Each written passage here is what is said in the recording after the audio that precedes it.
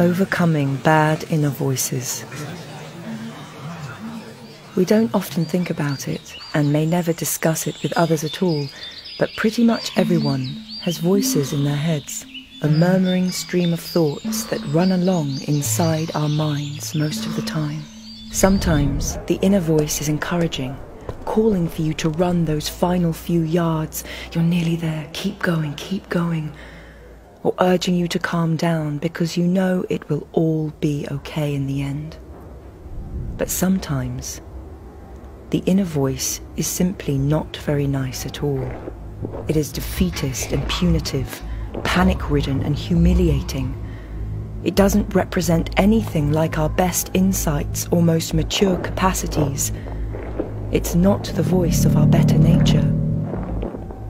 We find ourselves saying, "You disgust me, things always go to shit with you," or "You useless little idiot." Where do inner voices come from? An inner voice always used to be an outer voice.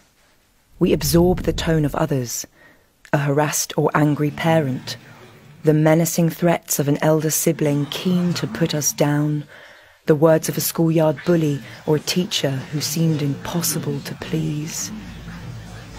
We internalized the unhelpful voices because at certain key moments in the past they sounded compelling.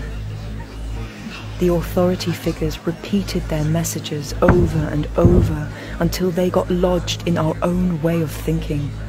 Part of achieving happiness and maturity involves altering our inner voices, which means encountering equally convincing and confident, but also helpful and constructed varieties of voices over long periods, and taking care to internalize them.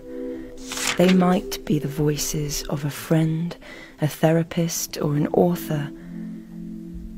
We need to hear them often enough and around tricky enough issues that they come to feel normal and natural responses, so that eventually they come to feel like things we are saying to ourselves. They become our own thoughts.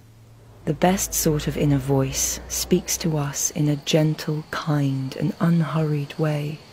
It should feel as if a sympathetic arm were being put around our shoulder by someone who had lived long and seen a great many sad things, but wasn't embittered or panicked by them. In certain states of humiliation around work, in many of us, there is a mocking and contemptuous voice inside one's head. It suggests that love, respect, and kindness only ever come via worldly success and competence. Our failure, not being able to make a public speech, taking time to learn to drive a car, not being especially brilliant at sales, rightly debars us from love and appreciation. We need to incorporate a voice that separates out achievement from love, that reminds us that we may be worthy of affection even if we fail, and that being a winner is only one part and not necessarily the most important part of one's identity. This is, traditionally, the voice of the mother, but it might also be the voice of a lover, a poet we like, or a 9-year-old child chatting to his or her mum or dad about a stress at the office. It is the voice of a person who loves you for being you, outside of achievement. Many of us grew up around nervous people. People who lost their tempers the moment the parking ticket couldn't be found, and who were knocked off course by relatively minor administrative hurdles like the electricity bill. These people had no faith in themselves, and therefore, without necessarily wanting to do us harm, couldn't have much faith in our own abilities either. Every time we faced an exam, they got more alarmed than we did. They always asked multiple times if we had enough to wear when we went outside. They worried about our friends and our teachers.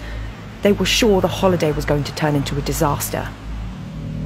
Now these voices have become our own and cloud our capacity to take an accurate measurement of what we are capable of. We have internalized voices of irrational fear and fragility. At such moments, we need an alternative voice that can pause our runaway fears and remind us of the strength we have latent within us, which the currents of panic have hidden from us. Our heads are large, cavernous spaces. They contain the voices of all the people we have ever known. We should learn to mute the unhelpful ones and focus on the voices we really need to guide us through the thickets of life. We humbly offer this voice as one of the more helpful ones we might take on board.